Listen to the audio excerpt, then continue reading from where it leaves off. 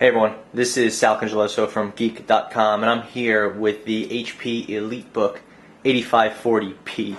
This is a 15-inch desktop replacement system from HP's top-notch Elitebook system. It's really aimed at business users and enterprise customers, but we're going to take a look at it. This is, as you probably know, this is the less powerful variant of the 8540 W, the W standing for workstation. It has a higher end graphics than the P models. So just take a quick look at it. We had a couple complaints about unboxings. I guess people think it's weird to look at the box or whatever, so we're going to do it a little bit different. Everything is deboxed right now, and we're going to hop right into the computer itself and the accessories. Here's your battery. Pretty standard. HP hasn't really changed its design lately. There's no LED button on it, so no indicator there. Pretty standard stuff.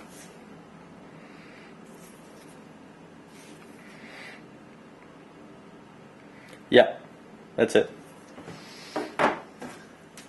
Now we have our power adapter. It's a little bit on the large side. I guess standard for a 15-inch computer, but on the large size compared to the smaller ones that we've been seeing lately, especially that Sony we looked at recently, and then the ThinkPad models are a little bit smaller than this. HP does, as you probably know, uses a 3-prong system instead of a 2-prong, and then they have there's the adapter right there. Here is the Elitebook 8540. Right off the bat, you see the metal case, which they've had it for a little while right now. HP kind of shiny logo, latch, really firm opening, big hinges, metal bottom, really solid build. See the dock mount, and basically the thing is a tank.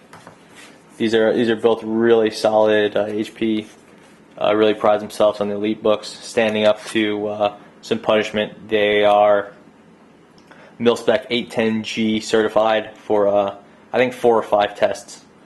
So even though they don't sell this as a rugged laptop per se, it could take a beating. And this outer coating is really nice. It just did a super job here, just like last year. And it's one of the best reasons to buy the Elitebook, or at least one of the big selling points. You could see that the P models have this lighter color. It's like I guess a platinum or a silver. The W models are moving this year to a darker gray, a gunmetal they call it. And this way you'll be able to tell the W's from the P's, whereas in the past you wouldn't have been able to, at least not that opening up. So it's actually pretty light for a 15-inch system, which is nice to see. Pop the battery in there, and we're all set to go. Just do a quick look at the ports.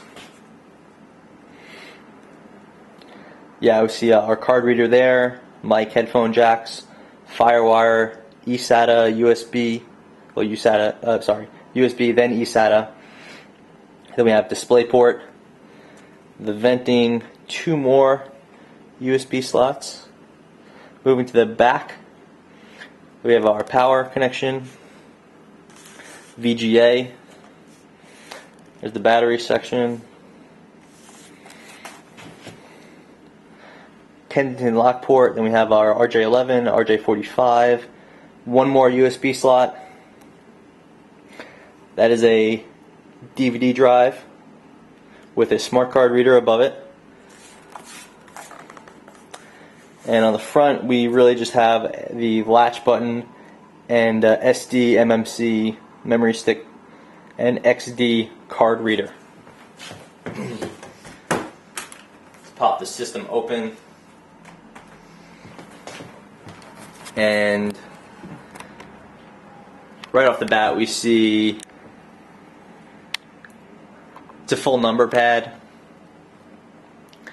This is, then you have a fingerprint reader there. Of course, this is the nice metal lid, a metal palm rest.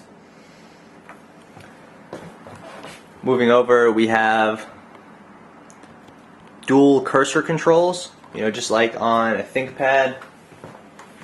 You have the pointing stick here, 3 buttons, small trackpad, so that's a little disappointing, and then 3 more buttons.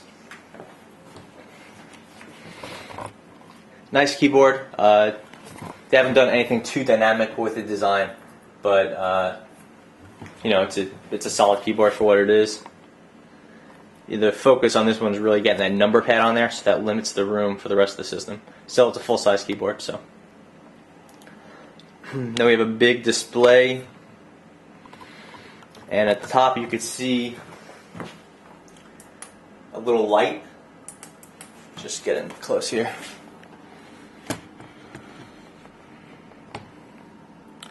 There you go. So it's basically a little LED light, just like on a ThinkPad, except this one pops in and out. Really slick.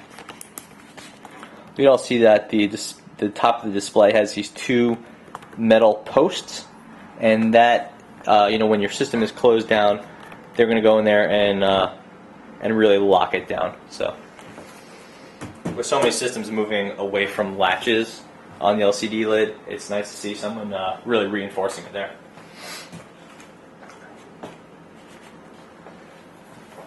Turning the system on, we could see that HP moved over to, not moved over, they still use those kind of blue and then I guess aqua or whatever you want to call it, and orange indicators up there. They're touch sensitive, so it's really slick.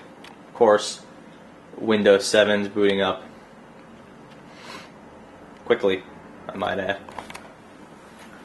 This system, just to tell you, run down the specs. HP prints up on the bottom. We have, like I said, HP Elitebook 8540p, running an Intel Core i5 520M. That's a 2.4 gigahertz processor, 35 watts. 4 gigabytes of 1.33, 4 gigabytes of 1333 megahertz DDR3 RAM, 320 gigabyte, 720 RPM disk, and super multi-drive with light scribe. Yeah, that was a bit of a mouthful. System is booted up, nice. And because we have some of the prime competition right here, I wanted to put it next to a ThinkPad T410. These things are really head-to-head competitors this year. So it's just about as close as you're going to get to prime competition. The only issue here is that this is the 8540p, which is a 15-inch, and this over here is the T410, which is a 14-inch. So ideally I would have the T510 here next to the 8540, or the T410 next to the 8440, if you could follow those numbers. But they are prime competition, and just in case you're curious, the competition for the Elitebook Ws, like the 8540W, we're also moving to the ThinkPad Ws, so the W510. It's going to move us to the higher end graphics. So yeah, I'll have a full review up before too long, so check back to Geek.com for a more extensive look at the HP Elitebook 8540p. This is Sal Congeloso. Thanks for watching.